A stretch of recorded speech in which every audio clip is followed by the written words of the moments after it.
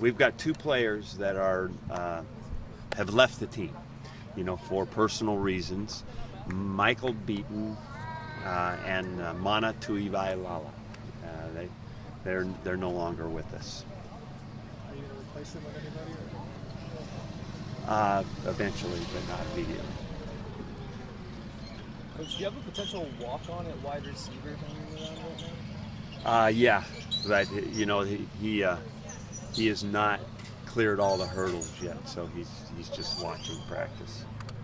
Anthony Watkins been out for a week. How's he progressing, and when do you expect him back? I don't have any expectation. I just told him to make sure he was completely healthy before he came back. We don't need any reoccurrences, so I don't know when that'll be. How has Zimmerman looked in his stead? He's good. Ty is a good football player, and he's going to do nothing but get better because he's one of the most conscientious and hardworking guys we have. Where are you guys at in terms of figuring out who you want to redshirt? Well, we've had that discussion. I wrote down about 15, 16 names the other night, and those are, including probably 3 or 4 question marks amongst those. So it was a good discussion. We're getting closer. How about at running back? How close are you to? I know that's going to be something that we keep asking about it. How close are you to figuring that out? We're getting closer. I think we have in our minds what might be considered a top 2. Any new thoughts after watching the tape from yesterday? I didn't mention this, or maybe I did. I thought that we had 43 plays and we had 2 penalties. That was good. It was a defensive holding, and then receiver flinched on Mulaney. Yeah, and so that the rest of it was pretty clean and efficient. We should have learned a good 2 lessons about the new rule about helmets. Helmet comes off, you're out. And then the other one for the young guys in particular, when we do a lot of substituting, and we would have been called for 12 men in the huddle, maybe twice, So I think we learned some good lessons, and I thought it was efficient. I thought that was the best way to describe it. We made plays. Regarding the helmet thing, do you see that as a tactical penalty as well, that another team could yank a guy's chin strap off, or anything of that nature? Oh, I haven't thought about that, So, I just look at it as another safety deal. And if the helmet's coming off, then there's usually something up. The chin strap's not buckled, or the air's not in there, something. So it's probably good. And if you had to play tomorrow, you'd know who those running backs are. Right. How would you evaluate the development of your tight ends thus far? Real good. I think that we're so much deeper and better there than we were a year ago.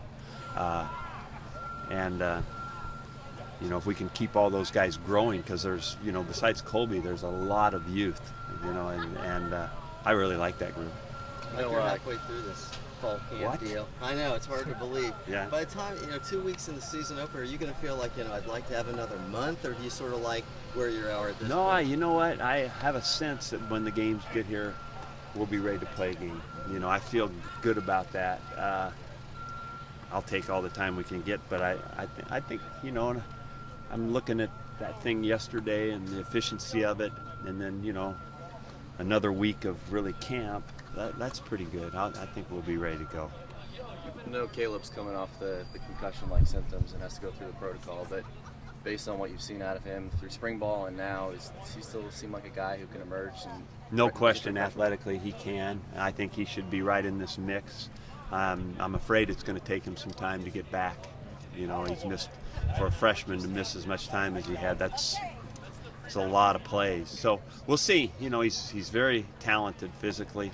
He's just a novice as far as a player, so every minute is important. Heard you get on your tight ends a little bit earlier today because they were missing some blocking assignments. Now, is it a size thing, or is it more of a technique thing? Is it something that can be changed? Oh, it was a missed block, and so they just need to know, it wasn't anything but technique. What's your confidence in with Johnny gone in the punting game? I really think these guys are looking good. That the one of the issues, however, it's a little unlike usually what you see in football practice. Usually most of the stuff you see is hopefully transferable to the game.